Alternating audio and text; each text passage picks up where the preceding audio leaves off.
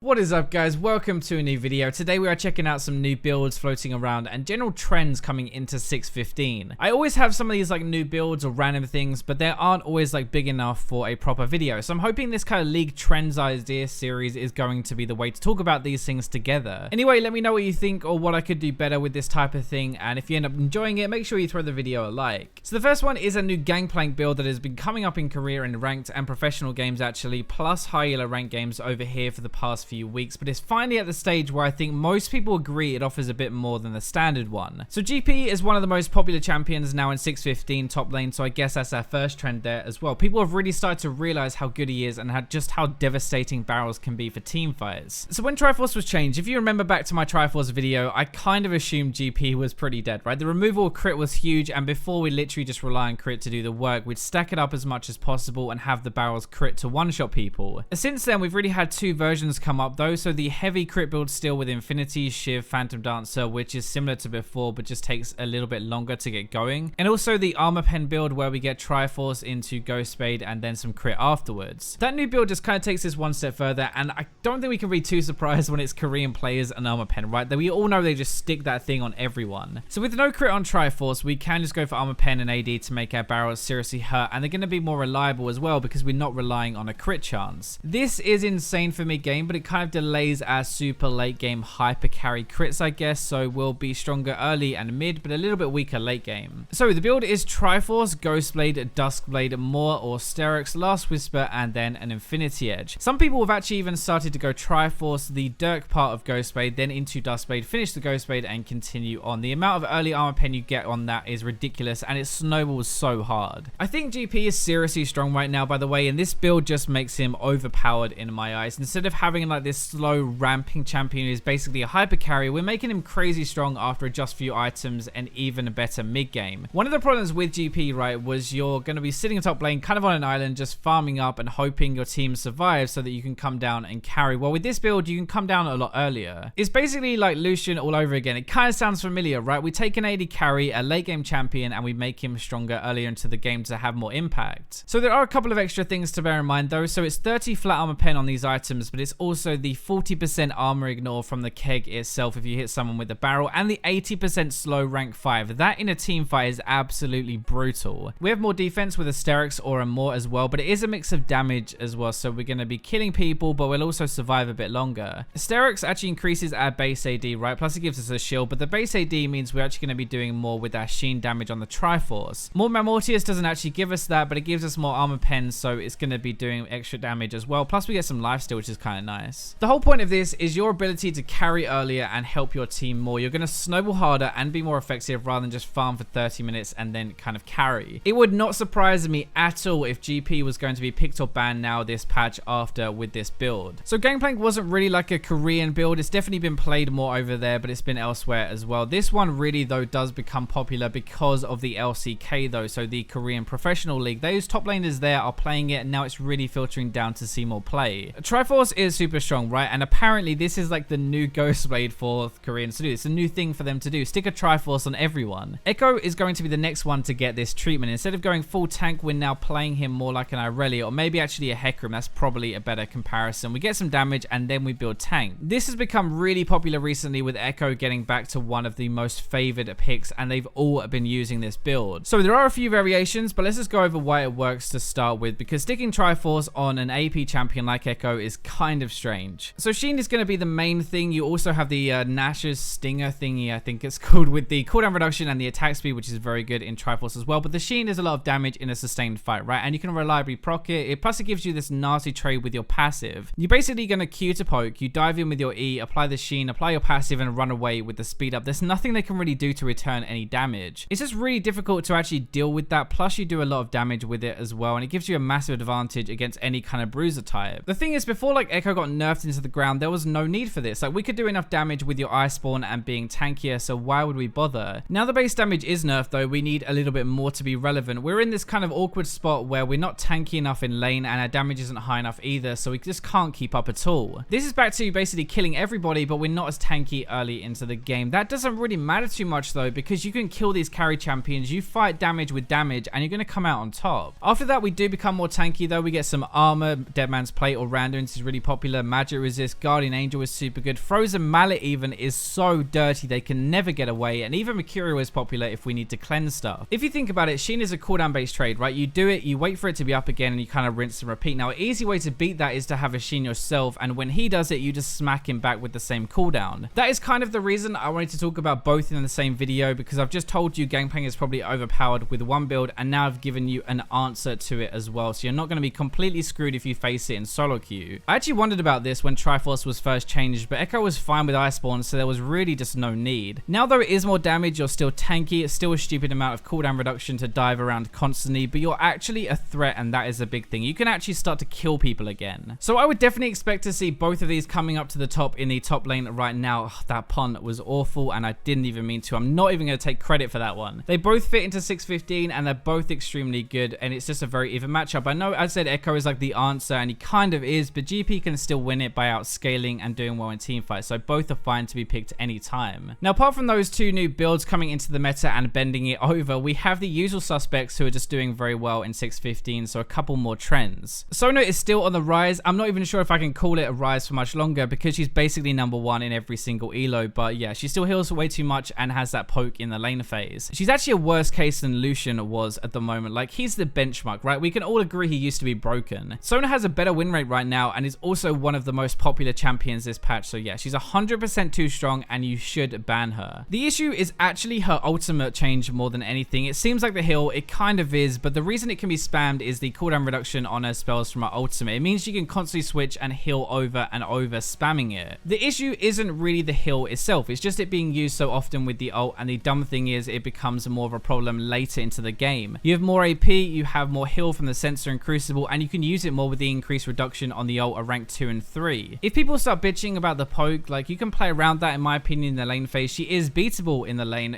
even if she's annoying. It's the teamfight stuff that makes her the top support by a bloody mile. There are actually a couple of other supports though we might be able to use before they become major mainstream, and that is Vel'Koz and Taric. They're both doing much better this patch, and they have decent win rates against the healers like Sona, Soraka, and Janna that pretty much dominate play for now. Vel'Koz provides a damage element, right? And I think he could actually be one of the best to actually carry with for now from support. In my opinion, he actually needs a nerf at some point as a support. Like, mid lane is okay, but support does too much damage with too few items, and that is very scary. Not needing much money to one-shot people is not a good way to go unless you're the one playing him, and it's kind of awkward really. Like, you have to balance for both of these roles, support and mid, because he's going to be played in both. Taric is the other one, right? He's a weird mix of heal and shield, like defensive stuff, and also very aggressive though. I think Taric can do a lot of work in any team comp, especially with his ult and his stun, but it does depend on the Taric player. We're likely going to see him come back up a lot more because one, he can keep up and sustain a little against these other healers, so kind of have an even-ish lane phase. The second thing though is he can kill them and shut them down more than a lot of others, which I think is very important right now. So moving on to the jungle, even with these Hecarim nerfs, he's still on my ban list. Yes, it kind of slowed him down a little bit, but he still has a ton of damage packed into his kit without dying, which we don't have the tools to deal with at the moment. Now, once all the stat websites actually update for 615, he might not seem as overpowered as before, but remember, he's banned in almost 80% of games at the moment and picked in a high number of the 20% remaining. That is actually skewing like the win rate massively, and people also consider him to be broken, so they're going to play him even if they aren't very good with him. In general, I think it mainly comes down to the fact that he's one of the best carry junglers left. Like, the meta has majorly shifted to farming, to tanks and teamfights, and yet Hecarim is head and shoulders above the other carries. He abuses their weak early game, he gets a lot of work done, and snowballs before you can really do too much, which I think is actually the problem here. So another interesting trend I've actually found recently is Zed actually. So in Korea, he is banned in almost 85% of games, higher than Hecarim, and that hasn't changed over the last few patches. In Europe and North America though, he's slowly going down to about a 50% win rate right now and isn't seen as much of a problem, even though Korea clearly think he is. Korea does have this kind of rep for higher mechanical players, right, who love these hard champions, so maybe that's why like their average Zed is going to be better than Az, but we also have to remember their games are more aggressive and not many do more damage than Zed early into a game. This might be a case though of if you're good with Zed, you might want to pick back up on this while you still can and before he starts to get banned more again if people start to realize he is still strong. Malzahar, Vlad, Irelia and Ryze are still heavily banned picks in this kind of meta, especially in Korea. They do not seem to like the new rework on Ryze being the 4th most banned champion at the moment.